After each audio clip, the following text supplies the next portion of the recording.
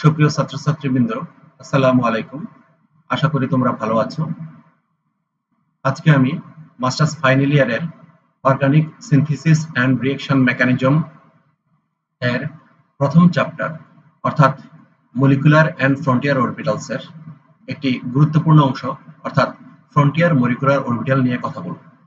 আমাদের মূল উদ্দেশ্য হলো পেরিসাইক্লিক অ্যান্ড ইলেকট্রোসাইক্লিক রিঅ্যাকশন এবং এদের মেকানিজম নিয়ে আলোচনা করা।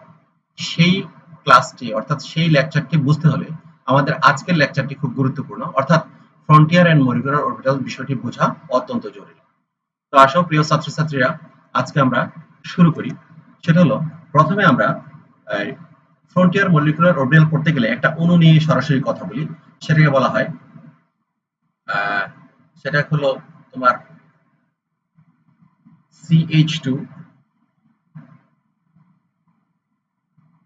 ডাবল বন্ড CH2, এটাকে বলা হয় ইথিলিন মলিকুল। আচ্ছা, ইথিলিন মলিকুলে কার্বন আছে দুইটা। এটাকে আমরা এর নিচের ক্লাসে অর্থাৎ আন্ডারগ্রেড লেভেলে যে পড়াশোনা করলাম সেখান থেকে এটার অরবিটাল চিত্র সম্পর্কে আমাদের ধারণা আছে। সে অরবিটাল চিত্রটা যদি আমরা আঁকি, দেখো এখানে একটা কার্বন, এখানে একটা কার্বন, দুটো কার্বনে sp2 সংকরিত। sp2 সংকরিত হওয়াতে দেখো এটা ত্রিভুজ শেপ, 1 2 3। ঠিক এই কার্বনটাও ত্রিভুজ শেপ, 1 2 3, অর্থাৎ প্রত্যেকটি sp2 সংকরিত। তাহলে দেখা যাচ্ছে এই কার্বনে এবং এই কার্বনে মিলে মুখোমুখি অধিক্রমণের ফলে যেটা গঠিত হলো একটা সিগমা বন্ড গঠিত হয়েছে। অপরদিকে দেখো বাকি দুটো হাইড্রোজেনের প্রতিটি কার্বন দুটো হাইড্রোজেনের সাথে s অরবিটালের সাথে মুখোমুখি অধিক্রমণ করার ফলে যে ঘটনা ঘটলো সেখানে আরো দুটো করে মোট 4টি সিগমা বন্ধন গঠিত হয়। এই হলো কার্বন হাইড্রোজেন 4টা এবং কার্বন কার্বন একটা সিগমা বন্ধন।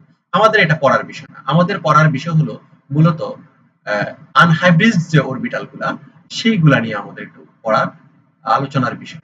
আমরা দেখি এই হাইব্রিড অরবিটাল গুলা এখানে কি রোল প্লে করে। তাহলে আমরা যদি প্রথমে দেখি যে এখানে একটা অসংকরিত আনহাইব্রিড PZ অরবিটাল রয়েছে, এখানেও একটা PZ অরবিটাল রয়েছে। তা আমরা আগের ক্লাসগুলোতে অর্থাৎ যেটা জেনেছিলাম যে এই দুটো অরবিটালে একটি করে ইলেকট্রন আছে এবং দুটো পাশাপাশি অতিক্রমণ করার মাধ্যমে পাই বন্ধন গঠিত হয়। যদিও দুটো পাই বন্ধন দেখানো হয়, আসলে দুটো মিলে একটি পাই বন্ধন। এই পাই বন্ধন গঠনের জন্য এই কার্বনের একটা অসংকৃত অরবিটাল, এটার একটা অসংকৃত অরবিটাল প্রয়োজন। এই অসংকৃত অরবিটালগুলো কখন বন্ধন গঠন করবে, কখন গঠন করবে না, সেটাই ব্যাখ্যা করে আসলে ফ্রন্টিয়ার মলিকুলার অরবিটালের মূল ফাংশন। তাহলে আমরা এটা যদি ভাবি, এইটার মধ্যে এই দুটো কার্বনের মধ্যে দুটো অসংকৃত অরবিটাল রয়েছে, সেই অসংকৃত অরবিটালগুলো আমাদের যদি ব্যাখ্যা করতে হয় তাহলে আমাদের দেখা যাচ্ছে যে দুটো অসংকৃত অরবিটাল অথবা মানে দুটো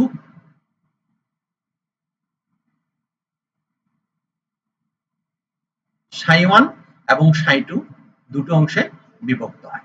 তো দুটো অংশে বিভক্ত হলে প্রথম যে অংশটি আমরা দেখব, প্রথম অংশটা দেখো, প্রথম অংশটার মধ্যে আচ্ছা, তো আমরা এটা হলো ψ1, এটা হলো ψ2। আচ্ছা, তো প্রথম অংশটা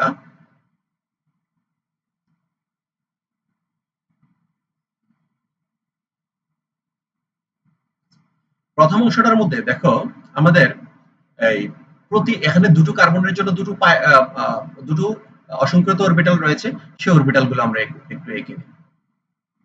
এখানে একটা আঁকলাম আর এখানে একটা আঁকলাম। ঠিক এখানেও দুটো অরবিটাল থাকবে, সেই দুটো অরবিটাল আমরা এখানে এঁকে নিই। আচ্ছা, এই দুটো অরবিটাল যে আমরা আঁকলাম, বাকিগুলো আর আমাদের এখানে মূল ফাংশন প্লে করে না বলে, মূল রোল প্লে করে না বলে ওটা আমরা আর দেখাই না, আমাদের মূল জায়গাটা আমরা নিয়ে আসি। কিন্তু এখানে আমি একটা ছোট ব্যাখ্যায় যেতে চাই।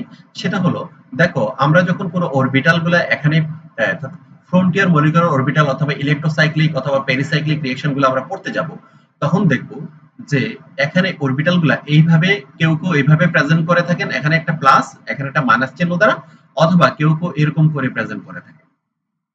একটা অংশ দেখা যাচ্ছে একদম গাঢ় কোনো কালার করে দিলেন ব্ল্যাক, অথবা কোনো একটা কালার করে দিলেন, আর একটা অংশ ব্ল্যাক। এটি দিয়ে বেসিক্যালি এই যে প্লাস এবং মাইনাস দিয়ে এখানে ইলেকট্রনের উপস্থিতি বা অনুপস্থিতি বোঝায় না। এখানে যে জিনিসটা বোঝায় সেটা হলো ওই অরবিটাল গুলো একই দশায় আছে না ভিন্ন দশায় আছে। যেমন আমরা যদি প্রথমে এখানে বুঝাতে চাই, এটা আমরা বোঝানোর জন্য আমরা প্রথমে নোড ক্যালকুলেশন করব।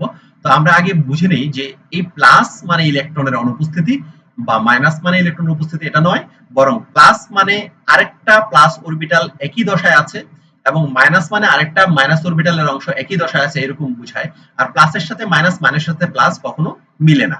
এই অংশটাকে আমরা বুঝবো। সেটা বুঝতে গেলে দেখো আমরা নোড ক্যালকুলেশন করব।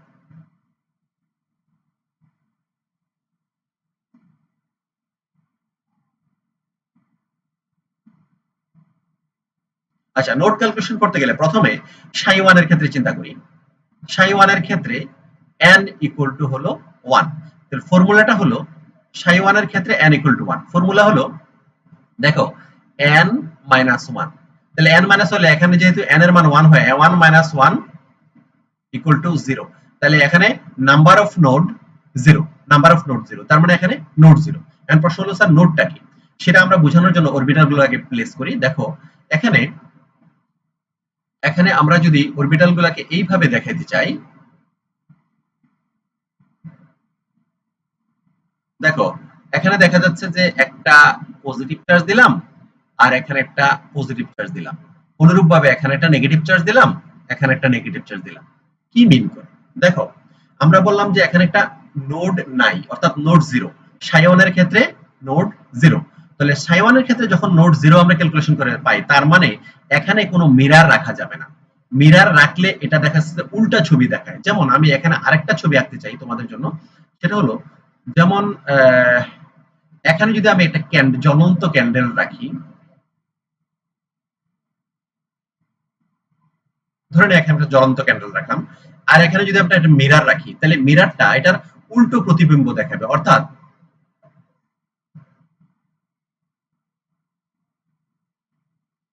এইরকম, অর্থাৎ এই মিরারটা এটাকে এরকম উল্টো দিকে দেখাবে। তার মানে এইটা এই আগুনটা এই আগুনের যে চিহ্নটা এটা কিন্তু সেম, অর্থাৎ এটা একটা আরেকটার জাস্ট অপোজিটে দেখাচ্ছে। তাহলে এখন আমি যদি এখানে কোনো মিরার রাখি, তাহলে দেখা যাচ্ছে এটার প্লাসটা এদিকে হতে হবে, যেহেতু নোড নেই। নোড থাকলে, এখন যেহেতু নোড নেই, দুইটা সেম দশায় রাখবো। ঠিক অপোজিটে এখানে আমরা যদি নোড ক্যালকুলেশন করি, সাই 2 এর ক্ষেত্রে, সাই 2 এর ক্ষেত্রে যদি আমরা নোড ক্যালকুলেশন করি, সেখানে হলো n ইকুয়াল টু হলো 2। সাই 2 মানে n equal two 2। n equal two 2 হলে তাহলে দেখো n minus 1, that means 2 minus 1 equal to হলো 1। দ্যাট মিন্স এখানে যে জিনিসটা পাওয়া গেল সেটা হলো একটি নোডের অস্তিত্ব পাওয়া গেল। তাহলে আমরা যদি নোডটা এখানে রাখি, প্রথম অরবিটালটার পজিটিভ লোব যদি এদিকে এবং নেগেটিভ লোব যদি এদিকে দেখানো হয়, তাহলে এটার একটা নোড, দ্যাট মিন্স একটা মিরার আমরা স্থাপন করতে পারলাম। সেই মিরার এটাকে জাস্ট উল্টো দিকে দেখাবে, প্লাস মাইনাস। তাহলে মোটামুটি বোঝা গেল যে নোড কখন হবে কখন হবে না, নোড হলে অরবিটাল গুলাকে কিভাবে সেট করব আর নোড না থাকলে কিভাবে সেট করব। এটা হলো আমাদের নোড ক্যালকুলেশন এবং নোডের ফলে অরবিটাল গুলার কি অবস্থা হয়। এখন দেখো আমরা এর আগের ক্লাসগুলোতে যেটা পড়ে আসছি, নিচের ক্লাসগুলোতে, সেটা হলো লিনিয়ার কম্বিনেশন অ্যাটমিক অরবিটাল, অর্থাৎ এলসিএও সূত্র অনুসারে, এলসিএও ফর্মুলা অনুসারে এই যে সেম লোব যখন হয় তখন এটা কি করে একটা বন্ধন গঠন করতে পারে, তখন এটাকে বলে বন্ডিং। তখন এই দুইটাকে বলে বন্ডিং অরবিটাল। আর এইগুলো করতে পারে না বলে এটাকে বলা হয় অ্যান্টি বন্ডিং। এই অ্যান্টি বন্ডিং অরবিটাল বলা হয়। তাহলে এগুলো হলো অ্যান্টি বন্ডিং অরবিটাল আর এগুলো হলো অ্যান্টি বন্ডিং অরবিটাল। তাহলে আমরা দেখলাম প্রথমে নোড ক্যালকুলেশন করলাম, অরবিটাল গুলোর মধ্যে নোড কখন কত কোনটাতে আছে কোনটাতে নাই, কখন বন্ড ফর্ম করতেছে কখন ফর্ম করে না, এটুকু আমরা অগ্রসর হলাম। তারপর দেখা যাচ্ছে যে আমরা যে কাজটা করব সেটা হলো এই যে সাইগুলা, এটার দুইটা অবস্থান থাকে। দেখো আমি এখানে একটা অবস্থান নিলাম, এটার প্যারালাল এখানে একটা অবস্থান নিলাম, ঠিক আছে? আবার সেম অবস্থা এখানে একটা নিলাম, এখানে একটা নিলাম। আচ্ছা, তাহলে দেখো এখানে আমরা যা দেখাইতে চাই সেটা হলো, এখানে দেখো এটাকে হলো, এটা হলো গ্রাউন্ড স্টেট অবস্থা, ডেল্টা। ডেল্টাকে গ্রাউন্ড স্টেট অবস্থা রিপ্রেজেন্ট করে। অর্থাৎ ডেল্টা মানে গ্রাউন্ড স্টেট অবস্থা, অর্থাৎ ভিত্তি অবস্থা রিপ্রেজেন্ট করে। অর্থাৎ ভিত্তি অবস্থা হলে এইটা, এইখানে যেটা থাকে সেটা হলো এখানে যে দুটো দুটো পাই অরবিটালের মধ্যে দুটো ইলেকট্রন থাকে, সেই দুটো ইলেকট্রন প্রথমে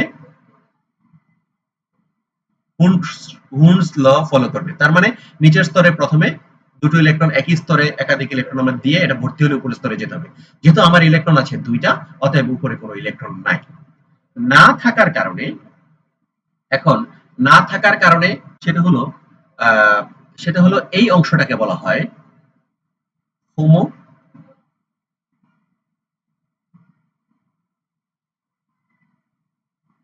আর এখানে কোনো ইলেকট্রন এখানে পুরোপুরি থাকার কারণে হোমো, এখানে না থাকার কারণে এটাকে বলা হয় লুমো, LUM।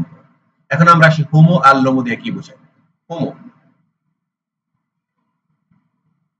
হোমো মানে হাইয়েস্ট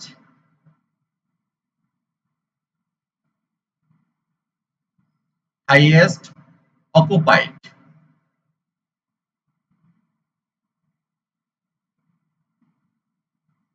মলিকুলার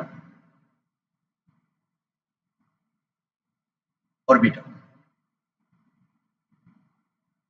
তাহলে হাইয়েস্ট অকুপাইড মানে সর্বোচ্চ অকুপাইড মানে দখলীকৃত, তার মানে দেখা যাচ্ছে যে এখানে ইলেকট্রন ম্যাক্সিমাম গুলো একই জায়গায় আছে এবং এটা হাই, এই দখলকৃত অরবিটাল গুলোর মধ্যে এটা হাইয়েস্ট, যদিও এখানে লোয়েস্ট আর হাইয়েস্ট একই কথা, এখানেই আছে।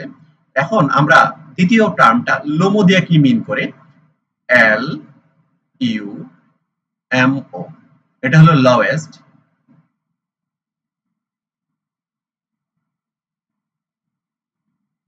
Lowest আনঅকুপাইড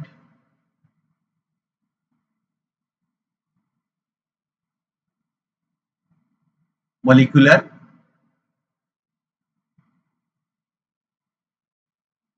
orbital. তাহলে দেখো এখানে যেটা হচ্ছে সেটা হলো লোয়েস্ট আনঅকুপাইড, মানে আনঅকুপাইড অরবিটাল এটা হলো ইলেকট্রন দ্বারা দখলকৃত, এখানে কোনো ইলেকট্রন নাই, মানে অদখলকৃত, এখানে ইলেকট্রন নাই, এজন্য এটাকে বলা হয় লোমো, অর্থাৎ এই স্টেটটাকে বলা হয় লোমো, এটাকে হলো হোমো। হোমো মানে হাইয়েস্ট অকুপাইড, সর্বোচ্চ দখলকৃত মলিকুলার অরবিটাল, হ্যাঁ, আণবিক অরবিটাল। আর এটা হলো লোয়েস্ট আনঅকুপাইড মলিকুলার অরবিটাল, অর্থাৎ সর্বনিম্ন অদখলকৃত আণবিক অরবিটাল। এখন আমরা, এইটা হলো গ্রাউন্ড স্টেট অবস্থায় থাকে। তাহলে এখন আমরা যখন এই ধরনের পেরিসাইক্লিক রিঅ্যাকশন গুলো ঘটাই তখন বিভিন্ন কন্ডিশনে ঘটাই, যেমন তাপ, সূর্যের আলো। তাহলে এখন আমরা যদি এখানে সানলাইট দেই তাহলে এই ঘটনাটা কি ঘটে দেখো, সানলাইট দেওয়ার পর তাহলে ইলেকট্রন গুলো জাম্প করে অন্য অরবিটালে প্রবেশ করে। তাহলে দেখো প্রথমে এখানে দুটো অরবিটালের মধ্যে আমরা একটা অরবিটাল এখানে রেখে দিলাম, একটা ইলেকট্রন রেখে দিলাম, আর এই বাকি ইলেকট্রনটা দেখা গেছে এখানে গিয়ে সে জাম্প দিয়ে এখানে চলে গেল। এই ইলেকট্রনটাকে তুমি উল্টামুখী স্পিনেও দেখাতে পারো, আবার কেউ কেউ বলে থাকেন এটাকে একই মুখী, মানে একটা সিঙ্গেল ইলেকট্রনকে একমুখী খাড়া দেখানো যায়, কোনো সমস্যা নেই। তাহলে তুমি যেটা পছন্দ তুমি সেটা দিতে পারো, এটা কোনো সমস্যা নেই। তাহলে সেক্ষেত্রে দেখা যাচ্ছে যখন আমরা রিঅ্যাকশন শুরু করব, অর্থাৎ দেখা যাচ্ছে যে সূর্যের আলোকের উপস্থিতিতে অর্থাৎ এইচ নিউ এর উপস্থিতিতে যখন বিক্রিয়াটা ঘটবে, ঘটা শুরু করবে, তখন দেখা যাচ্ছে এখান থেকে ডাবল ইলেকট্রন থেকে একটি ইলেকট্রন জাম্প করে উপরে চলে গেল। উপরে চলে গেলে এখন হোমোর কন্ডিশন কি, লোমোর কন্ডিশন কি। যেহেতু হোমো মানে highest occupied molecular orbital, highest occupied সর্বোচ্চ দখলকৃত মলিকুলার অরবিটাল সর্বোচ্চ শক্তি ধারণ করবে এবং অরবিটাল দখল করবে, সেই ক্ষেত্রে দেখা যাচ্ছে এটা হলো হোমো। যেহেতু এর উপরে কোনো স্তর নাই তাহলে এখানে লোমোর, এই জায়গায় লোমোর আপাতত কোনো অস্তিত্ব নেই। তাহলে আমরা যেটা বললাম সেটা হলো এখানে যে জিনিসটা বললাম সেটা হলো হোমো এবং লোমো। আচ্ছা, তাহলে দেখো তাহলে আমাদের এখানে যে জিনিসটা, আমরা এটা যদি একটু রিক্যাপিচুলেশন করি, তাহলে ইথিলিনের মধ্যে দুটো অসংকৃত অরবিটাল, সেই অরবিটাল গুলো কি করলো, দুটো অসংকৃত এখানে দেখা গেল, তাহলে দুটো অরবিটাল দুটো স্তর নির্ধারিত স্তরের জন্য, দুটো অরবিটালের জন্য দুটো স্তর নির্ধারিত, একটা হলো সাই ওয়ান, একটা সাই টু। তো সাই টু এর সাই ওয়ান এর জন্য এভাবে ক্যালকুলেশন করলে নোড জিরো, দ্যাট মিন্স কোনো নোড রাখা যায় না, না থাকার কারণে এরকম বন্ডিং হয়, LC linear combination atomic orbital তত্ত্ব অনুসারে এখানে একটা বন্ডিং হয়। আর এটা যখন অপোজিট ডিরেকশনে যায় তখন এটা বন্ডিং করতে পারে না, দ্যাট মিন্স এটা হলো অ্যান্টি বন্ডিং স্টেটে প্রাপ্ত হয়। এরপরে দেখো যে সেটা হলো গ্রাউন্ড স্টেটে ইলেকট্রন গুলো প্রথমে নিচে থাকে, যেটাকে বলা Homo, highest occupied molecular orbital. এবং দেখা যাচ্ছে যে আমরা যদি দেখি সেটা হলো এটা এর উপরের স্তরে যেহেতু ইলেকট্রনই আছে দুইটা, উপরের স্তর খালি থাকে, এজন্য এটাকে বলা হয় লোয়েস্ট আনঅকুপাইড মলিকুলার অরবিটাল। তারপরে যেটা আসছে সেটা হলো তোমার এখানে এটা হলো গ্রাউন্ড স্টেট। যখন এক্সাইটেড স্টেটে আসে, অর্থাৎ সানলাইটের উপস্থিতিতে যখন বিক্রিয়া করে, অর্থাৎ ইউভির উপস্থিতিতে যখন বিক্রিয়া করে, তখন এখান থেকে ইলেকট্রনটা জাম্প দিয়ে উপরের স্তরে যায়। উপরের স্তরে গেলে প্রথমে উপরের স্তরে গেলে তখন হোমোটা এখান থেকে কনভার্ট হয়ে এখানে চলে যায়, এবং এখানে লোমোর এই জায়গায় কোনো অস্তিত্ব আপাতত দেখছি না, নাই। তাহলে এখন আমরা এই ফ্রন্টিয়ার মলিকুলার অরবিটালের ইথিলিন অণুর সমাধান করলাম। আমরা আরেকটা অণু আজকে সমাধান করি অনুরূপভাবে, সেটা হলো 1,3-বিউটাডাইইন। তাহলে আমরা যদি 1,3-বিউটাডাইইনের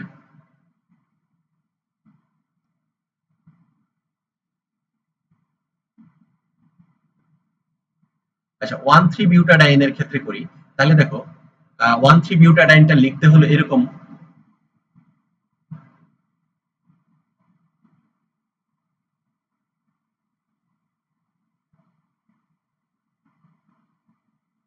ডাবল বন্ড CH2, যেটাকে আমরা সংক্ষিপ্তভাবে এরকম করেও দেখাই।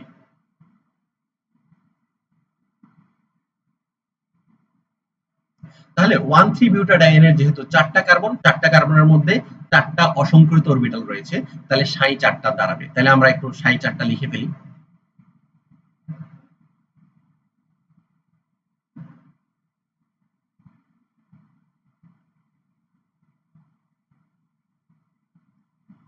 আচ্ছা, প্রথমে আমরা বলবো সাই 1, সাই 2,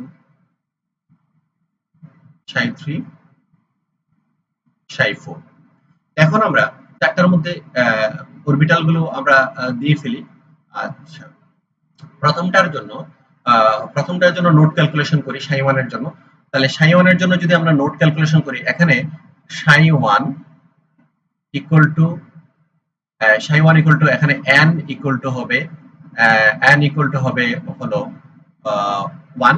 তাহলে ওখানে হলো ফর্মুলা হলো n minus 1, that means 1 minus 1 equal to হলো 0।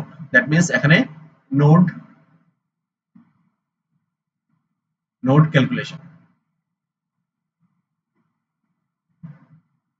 ক্যালকুলেশনের অংশ এটা। তাহলে n equal two 0, n equal two 0 হলে কোনো নোড নেই। তাহলে এখানে চারটা অরবিটাল আমরা নির্ভয়ে এঁকে ফেলতে পারি। কিভাবে আঁকবো দেখো,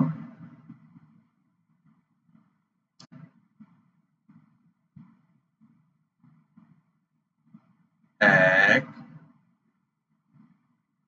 2 3 4। চারটা অরবিটাল আঁকার পর এখন দেখো আমাদের যেটা ক্যালকুলেশন করার পর আমরা এখানে কোনো নোডের অস্তিত্ব পেলাম না, অর্থাৎ নোড 0। যেহেতু এখানে নোড 0, তার মানে এখানে কোনো মিরার রাখা যাচ্ছে না। তাহলে সবগুলোর পজিটিভ অংশ আমরা উপরে দেখাইতে পারি এবং নেগেটিভ অংশ নিচে দেখাইতে পারি। দ্যাট মিন্স এখানে নোডের কোনো অস্তিত্ব নেই। তাহলে এই হলো আমাদের ঘটনা। এখন আমরা যদি এটার মধ্যে দেখি,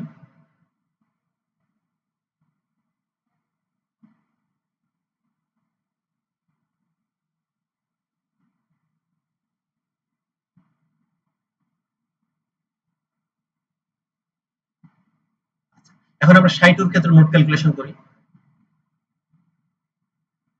2 সাই 2 এর ক্ষেত্রে n ইকুয়াল টু n এর ভ্যালু 2 আসে। তাহলে এখানে দেখো n minus 1, that means 2 minus 1 equal to হলো 1। তাহলে এখানে একটা নোট মাত্র রাখা যায়। তাহলে একটা নোট রাখা, তাহলে একদম তাহলে দেখা যাচ্ছে যদি আমরা নোটটা এখানে রাখি, তাহলে এখানে যদি রাখি, তাহলে আমাদের এখানে যা তার অপোজিট ডিরেকশন সেখানে হবে। তাহলে দেখি আমরা এখানে যদি পজিটিভ আমরা দুটো উপরে দেই, এখানে মিরার রাখলে তাহলে এই দুইটা তার অপোজিটে হবে, তাহলে পজিটিভ গুলা এই দিকে নিচে চলে আসবে। দেখো এখানে যদি এটা আয়না রাখা হয়, তাহলে এটা এটার অপোজিটে এবং এটা এটার অপোজিটে, দ্যাট মিন্স মাইনাসটা মাইনাসের দিকে দেখাচ্ছে, অপোজিটে দেখাচ্ছে, প্লাসটা তার অপোজিটে দেখাচ্ছে। তার মানে এখানে একটা নোড রাখা মানে যুক্তিসঙ্গত। তাহলে আমরা n ইকুয়াল টু 1 বসালাম। এবং সাই 3 এর ক্ষেত্রে যদি আমরা বসাই, তাহলে দেখো সাই 3 এর ক্ষেত্রে যেটা হবে সেটা হলো সাই 3 এখানে n ইকুয়াল টু হলো 3, n ইকুয়াল টু 3 হলে দেখো n মাইনাস 1, তাহলে 3 মাইনাস 1 ইকুয়াল টু হলো 2। তাহলে এই জায়গার জন্য এটা নোড হলো দুইটা। তাহলে আমরা আগে চারটা অরবিটাল এঁকে নেই, 1 2 3 এই চারটা অরবিটাল আঁকার পরে এখন আমরা দুটো নোড কিভাবে রাখলে এটা একদম যুক্তিসঙ্গত হবে সেটা আমরা দেখি। তাহলে দেখো আমরা যদি এখানে একটা নোড রাখি এবং এখানে একটা নোড রাখি তাহলে হয় কি, দেখো এখানে যদি আমি প্লাস দেই এটার অপোজিট এখানে মাইনাস। আবার এটা এটা যে এখানে মাঝখানে যেহেতু নোড নাই তাহলে এখানে মাইনাস দিলে আমাকে অবশ্যই এখানে প্লাস দিতে হবে, সরি এখানে প্লাস দিতে হবে। তো প্লাস দিলে এটার প্লাসটা এটা যেহেতু এখানে কোনো নোড নাই মানে সেম ফেজ এখানে থাকবে আর এটার অপোজিটে থাকবে এই জায়গায়। তাহলে দেখো তো দেখি আমাদের নোডটা রাখা এটা পজিটিভের অপোজিটে পজিটিভ এবং এই নেগেটিভের অপোজিটে নেগেটিভ, তার মানে এখানে নোড রাখাটা ঠিক আছে। আবার এখানে যেহেতু কোনো নোড নাই তাই নেগেটিভের সাথে নেগেটিভ এবং পজিটিভের সাথে পজিটিভ, তার মানে এখানে নোড নাই, এটা ঠিক আছে। এবার আমরা দেখি যে এখানে পজিটিভের সাথে পজিটিভ, অপোজিটে নেগেটিভের অপোজিটে নেগেটিভ, তার মানে এখানে দুটো নোড রাখা ঠিক আছে, সার্থক আছে। তারপরে আমরা দেখি যে এখানে আরো আরো চারটা অরবিটাল এঁকে নিই, 1 2 3 4। এই চারটা অরবিটালের ক্ষেত্রে এখন আমরা নোড ক্যালকুলেশন করি সাই 4। তাহলে সাই 4 মানে n ইকুয়াল টু আসে হলো তোমার 4। 4 হলে তাহলে ফর্মুলা হলো n মাইনাস 1, তাহলে 4 মাইনাস 1 ইকুয়াল টু 3। তাহলে এখানে দেখা যাচ্ছে যে নোড পাই আমরা 3। তাহলে তিনটা নোড খুব ইজিলি এখানে একটা দেওয়া যায়, এখানে একটা দেওয়া যায়, এখানে একটা দেওয়া যায়। তাহলে এটার ক্ষেত্রে আমরা অরবিটাল গুলা কিভাবে সাজাবো তার মানে চিহ্ন হিসেবে কিভাবে, তাহলে এদিকে প্লাস দিলে যেহেতু এখানে মিরার রাখা যায় এদিকে প্লাস হবে, আবার এদিকে প্লাস হলে তার অপোজিটে প্লাস হবে, এদিকে প্লাস হলে তার অপোজিটে প্লাস হবে। এই হলো তোমার মিরার। তা মিরার হলে এবার ঠিক অপোজিটে আমরা উল্টা দিকে মাইনাস, এদিকে মাইনাস হলে তার অপোজিটে মাইনাস, এদিকে মাইনাস হলে তার অপোজিটে মাইনাস, এদিকে মাইনাস হলে তার অপোজিটে মাইনাস। এই হলো আমাদের নোড ক্যালকুলেশন এবং নোডগুলা কোথায় স্থাপন করা যায় সেগুলো আমরা স্থির করলাম। এখন নোড স্থাপন করতে গেলে এখন এলসিএও লিনিয়ার কম্বিনেশন অ্যাটমিক অরবিটালের মধ্যে যদি আমরা চিন্তা করি এখানে বন্ধন কয়টা ফর্ম করা সম্ভব, তাহলে যেহেতু এগুলো একই সাথে আসে এলসিএও অনুসারে এলসিএও, আচ্ছা দেখো এখানে বন্ড হওয়া সম্ভব, এখানে বন্ড হওয়া সম্ভব, এখানে বন্ড হওয়া সম্ভব, ঠিক আছে। আচ্ছা দেখো তাহলে এগুলো হলো সেম ফেজে। আর এইদিকে আছে এখানে একটা বন্ড হওয়া সম্ভব, এখানে যেহেতু সেম ফেজ এখানে কিন্তু এখানে বন্ড হবে না। আবার এদিকে দেখো তো দেখি, এদিকে এসে দেখা যাচ্ছে যে এখানে শুধু এই জায়গায় একটা বন্ড হওয়া সম্ভব, এই জায়গায় আর এই জায়গায় যেহেতু এটা অপোজিট এটা অপোজিট এখানে বন্ড হওয়া সম্ভব না, আর এখানে বন্ড সম্ভবই না, কোনোভাবেই সম্ভব না। তাহলে আমরা দেখলাম যে উপরের দিকে যত যেতে থাকি তাহলে বন্ড তৈরির পসিবিলিটি তত আমার কমে যাবে। তো এখন আমরা আগের চিত্রের সাথে যদি তুলনা করি আমরা প্রথমে গ্রাউন্ড স্টেটের কথা চিন্তা করি, delta. Delta that means ground state. Ground স্টেটে যখন থাকে তখন ইলেকট্রন গুলা কিভাবে থাকে সেটা আমরা একটু ভেবে দেখি।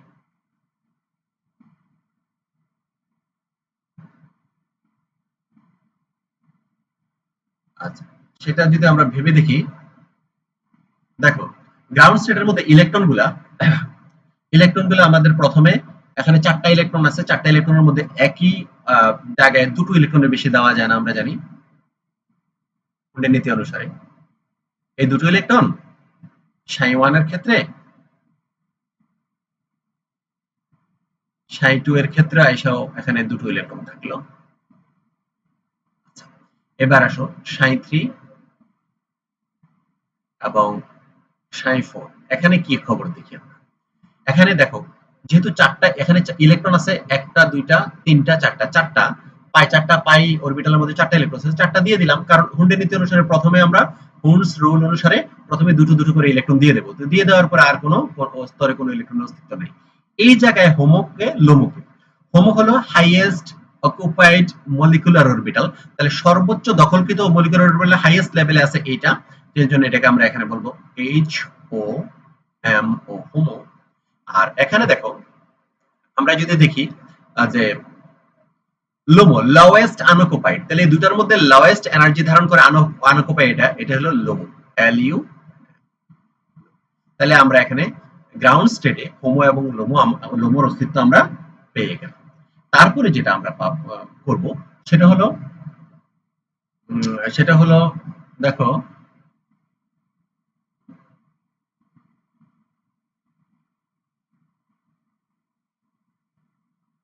সেটা হলো গ্রাউন্ড স্টেটের পরে আমরা আসব এক্সাইটেড স্টেট, অর্থাৎ এইচ নিউ, সূর্যালোকের উপস্থিতিতে যখন বিক্রিয়াটা ঘটে তখন কি অবস্থা দাঁড়ায়।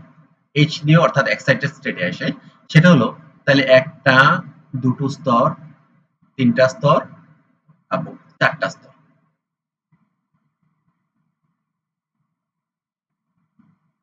দেখো চারটা স্তরের মধ্যে প্রথমে এটাকে আমরা সাই ওয়ান, এটাকে ধরি, আমরা ধরে নিচ্ছি সাই টু, এটাকে সাই থ্রি, এটাকে সাই ফোর।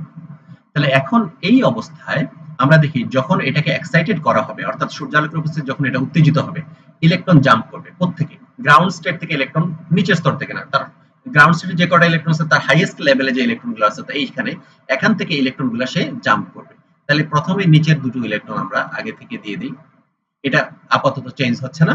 প্রথমে এখান যে দুটো ইলেকট্রন আছে এখান থেকে জাম্প করে ইলেকট্রনটা এই জায়গায় চলে যাচ্ছে। তাহলে এখানে দুটো ইলেকট্রন আলাদা হয়ে গেল, তুমি চাইলে এটাকে উল্টা দিকেও দিতে পারো, এর জন্য কোনো সমস্যা নাই। তাহলে এখানে এই যে চলে গেল, এখানে হোমো কোনটা, লোমো কোনটা, দেখো এখানে হলো হাইয়েস্ট অকুপাইড মলিকুলার অরবিটাল যদি তুমি চিন্তা করো, তাহলে এখানে এখানে দেখো হাইয়েস্ট এনার্জি সম্পর্ক অকুপাইড মলিকুলার অরবিটাল ইলেকট্রন দ্বারা অকুপাইড, এটা হলো হোমো। এখন লোমো কোনটা, লোমো হলো এই জায়গায়, সেটা হলো লোমো। তাহলে লোমো হলো লোয়েস্ট আনঅকুপাইড মলিকুলার অরবিটালের অস্তিত্ব আসলে আমরা এই জায়গায় পাই, এই লোমো এই জায়গায় পাই, অর্থাৎ এই জায়গা হলো লোয়েস্ট আনঅকুপাইড মলিকুলার অরবিটাল, এখানে কোনো ইলেকট্রন নাই। এখন দেখো গ্রাউন্ড স্টেটে যেখানে হোমো ছিল, এক্সাইটেড স্টেটে তার এক ধাপ উপরে চলে গেছে। গ্রাউন্ড স্টেটে যেখানে লোমো ছিল সেখানে লোমোটা এক ধাপ উপরে চলে গেছে। এই হোমো এবং লোমো নির্ধারণের জন্য আমরা ফর্মুলা ব্যবহার করতে পারি। তো ফর্মুলা যখন আমরা ব্যবহার করব, ফর্মুলাটা কি হবে, দেখো প্রথমে আমরা ফর্মুলা ব্যবহার করি হোমোর ক্ষেত্রে, প্রথমে ফর্মুলা ব্যবহার করব আমরা হোমোর ক্ষেত্রে। তাহলে হোমোর ক্ষেত্রে ফর্মুলাটা কিভাবে ব্যবহার করব, আচ্ছা ফর্মুলা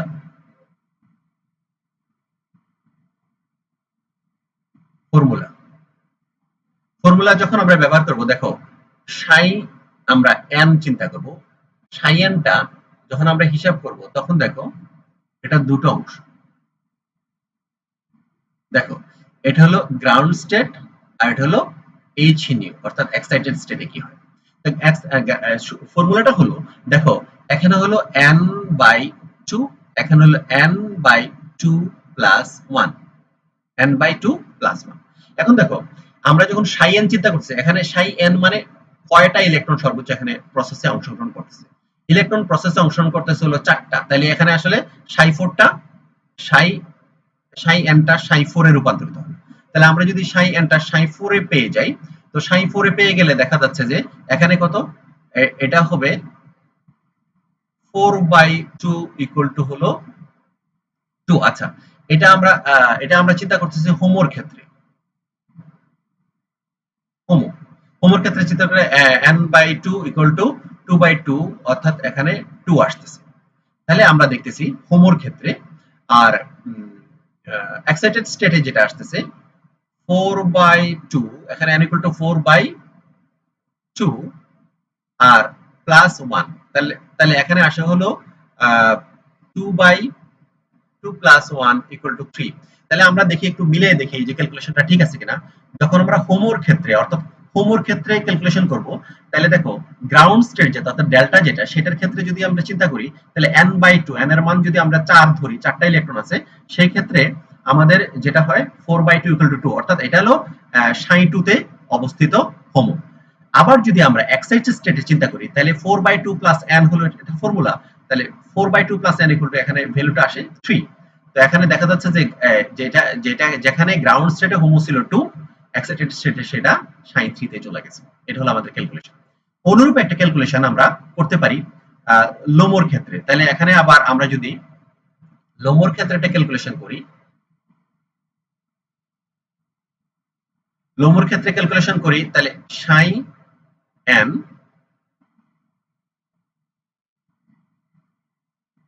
লম্বর ক্ষেত্রে যদি আমরা ক্যালকুলেশন দেখাতে চাই সেটার এরকম দুটা স্তর থাকবে। এটা হলো গ্রাউন্ড স্টেট যেটা ডেল্টা দ্বারা প্রকাশ করি, আর এক্সাইটেড স্টেট যেটাকে আমরা এইচ নিউ দ্বারা প্রকাশ করতেছি। তাহলে দেখো এখানে ফর্মুলাটা হবে n মাইনাস টু, দেখো এখানে ফর্মুলা হবে n by two plus one, আর এখানে ফর্মুলা হবে n by two plus two. তাহলে দেখো এটা যদি আমরা ভ্যালুগুলা বসাই, লোমোর ক্ষেত্রে যেটা হয়, লোমোর ক্ষেত্রে যদি আমরা n বাই টু, n হলো চারটা ইলেকট্রন, 4/2 প্লাস 1 ইকুয়াল টু হয় 3। তাহলে দেখো এখানে লোমোর ক্ষেত্রে আমরা যখন গ্রাউন্ড স্টেটে চিন্তা করব তাহলে লোমোটা হলো সাই 3 তে আছে। এই যে 3 মানে হলো সাই 3। আচ্ছা দেখো এরপরে যদি আমরা দেখি যে এখানে n এর মান 4 যদি আমরা বসাই যে তোমার এক্সাইটেড স্টেটের ক্ষেত্রে, তাহলে দেখো এখানে আসে হলো 4/2 প্লাস 2 ইকুয়াল টু হলো তোমার 2 প্লাস 2 হলো 4। তাহলে এখানে হলো সাই 4। তাহলে দেখো এটা কি হচ্ছে, এটা সাই 4 এ চলে গেছে, এখানে সাই 3 থেকে সাই 4 এ চলে গেছে। এই হলো এটা, আমরা এরকম করে ফর্মুলা দ্বারাও এটা প্রমাণ করতে পারি। ঠিক আছে? তো প্রিয় মাস্টার্স শেষ বর্ষের ছাত্রছাত্রীরা, আমরা জানি যে সরাসরি অর্থাৎ ফেস টু ফেস বসে যে ক্লাস করা, অর্থাৎ ক্লাসের যে এসেন্স, সেটা আসলে অনলাইন মিডিয়াতে অর্থাৎ বা ভিডিও ক্লাসে এটা সম্ভব না। তারপরেও যেহেতু এই প্যান্ডেমিকের সময়, করোনা কালে আমরা বাহিরে যেতে পারতেছি না, ক্লাস করতে পারতেছি না, এবং আমাদের নিত্য প্রয়োজনীয় জিনিসপত্র ক্রয় এগুলোর জন্য আমরা বাহিরে যেতে ভয় পাচ্ছি, এবং সরকারের সিদ্ধান্ত অনুসারে আমরা যেহেতু স্কুল কলেজে ক্লাস আমাদের নেওয়া নেওয়া যাচ্ছে না, সেক্ষেত্রে এটাই আমাদের একমাত্র বিকল্প। আশা করি তোমরা এই ক্লাস থেকে ইনফরমেশন গুলো নিয়ে তোমাদের কাছে ইংলিশ মিডিয়াম এবং বেঙ্গলি মিডিয়ামের যেগুলো বই আছে, আগে ভিডিওটা ভালো করে দেখবে, তারপর যদি বইয়ের সাথে কম্পেয়ার করো, আশা করি আমরা যা পড়লাম সেখান থেকে উপকৃত হবে, এবং তার চেয়ে আরো অধিক ইনফরমেশন বই থেকে নিতে পারবে। এভাবে তোমরা নিজেকে এনরিচ করতে পারবে। তো তোমাদেরকে যেই কথা মেসেজটা দিতে চাচ্ছি সেটা হলো, ফ্রন্টিয়ার মলিকুলার অরবিটালের আজকে প্রথম ক্লাস ছিল। এই ক্লাসে আমরা বেসিক কনসেপশন দেওয়ার চেষ্টা করছি। আগামী ক্লাসে আমরা যে ক্লাসটা যে টপিকগুলো নিয়ে চলে আসবো তোমাদের সামনে, সেটা হলো তোমার পেরিসাইক্লিক ক্রিয়েশন এন্ড ইলেকট্রোসাইক্লিক ক্রিয়েশন, এবং এটা কিভাবে তার মেকানিজম গুলো ঘটে সেগুলো নিয়ে মূলত আমরা আলোচনা করব। ততক্ষণে তোমরা সবাই সুস্থ থাকো, ভালো থাকো, আর খুব বেশি প্রয়োজন ছাড়া ঘরের বাইরে যাবে না। যদি বাহিরে যেতে হয়, যে প্রোটেক্টিভ মেজার যা আছে সেগুলো নিয়ে বাহিরে যাবে, বাহির থেকে আসার পরে ভালো করে নিজে ক্লিন হয়ে তারপরে ঘরে ঢোকার চেষ্টা করবে। আর বাসায় যতক্ষণ থাকবে ঘন ঘন সাবান এবং পানি দ্বারা হাত ধোবে, আর বাহিরে যদি যাওয়ার চেষ্টা করবে স্যানিটাইজার ব্যবহার করার জন্য, যদি সাবান পানি না পাও। তো সবাই সুস্থ থাকো। আশা করি সবাই ভালো থাকবে। তোমাদের জন্য আবারও শুভকামনা জানিয়ে আজকের মতো আল্লাহ হাফেজ। ধন্যবাদ সবাই।